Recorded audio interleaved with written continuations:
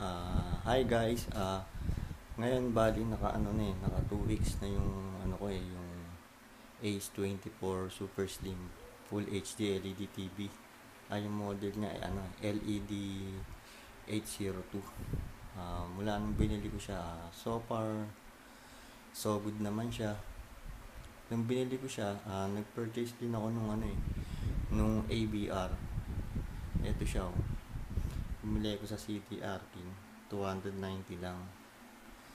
Minsan kasi humihina yung kuryente sa amin. Kaya mainam na rin yung meron ito. Para para safe yung TV.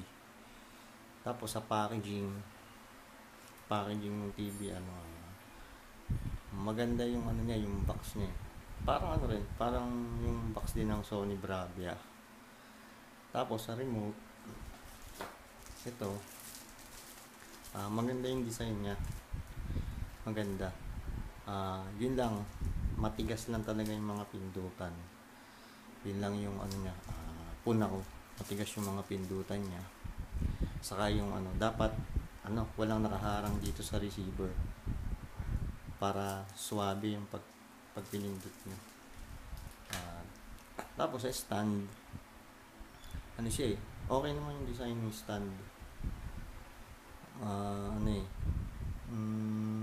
Tama lang yung yung bigat ng TV para dun sa stand.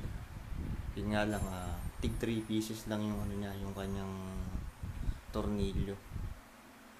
Tapos ito nga pala yan, yung Ace, may ilaw siya. Yung pangalan, may ilaw siya.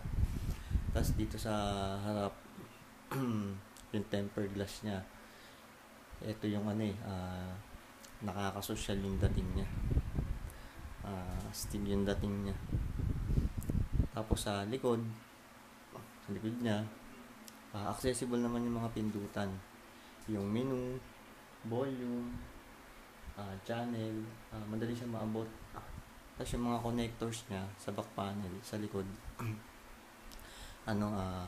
meron yung USB, antenna, VGA, audio in, tapos VGA, HDMI, component in, tapos pa ba?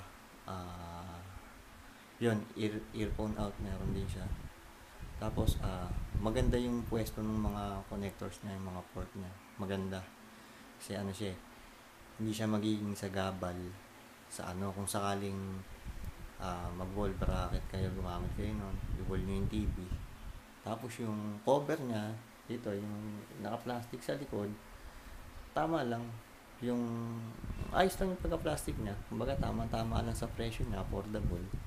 Tapos isa pa yung yung sabi ng iba, excuse na yung umiinit daw yung likod. Normal yun.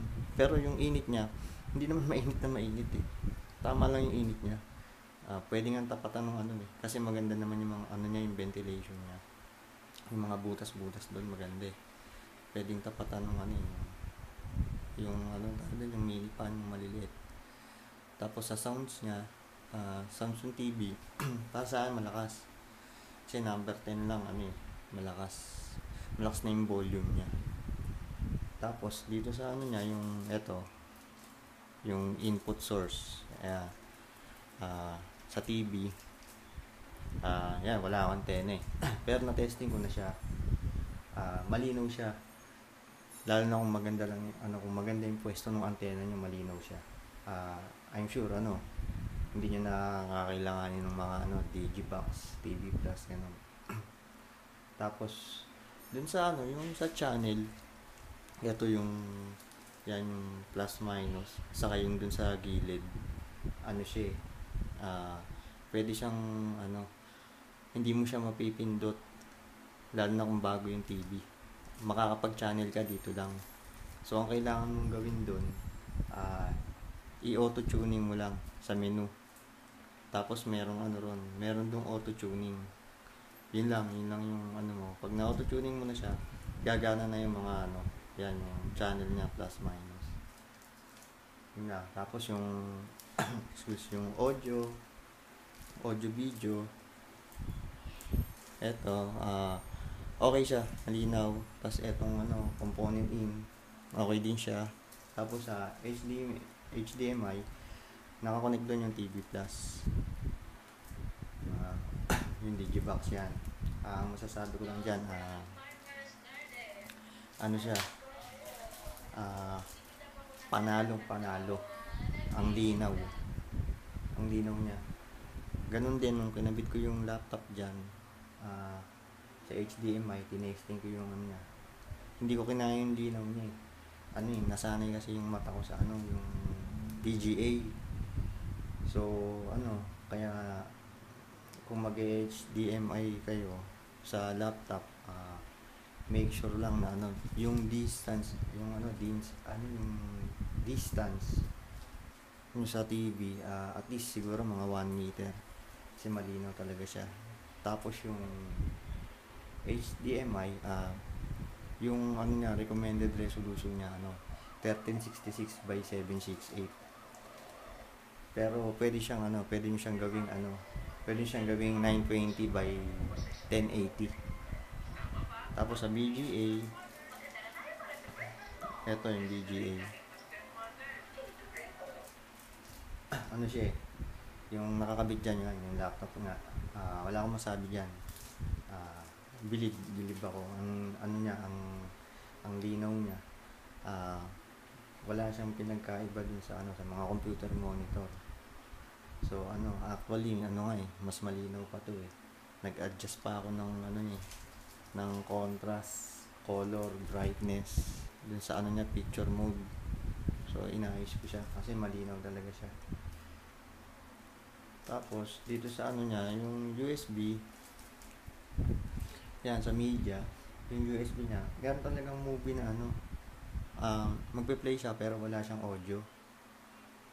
Nag-try ako ng ano eh, MKB file. Ano eh, wala talaga siyang audio. Pero meron siyang ano yun, yung video. Okay naman. Kaya lang audio lang talaga wala. Pero pag MP4 file, okay na okay siya. Tapos subtitle okay din. May subtitle siya. Tapos ang natest ko pa lang na USB, yung ano, 16 gig. So wala kasi kung ano eh, portable hard drive eh. Kaya di ko sure kung mag-play yung 500 gig. So bali ano, all in all, para sa akin panalo to. Itong TV na to, yung price niya affordable, sulit na sulit yung binayad ko. Ngayon nga ano eh, ngayon ano, medyo may discount to. Kaya kung yan, sigurado swerte yung mga bibili niyan.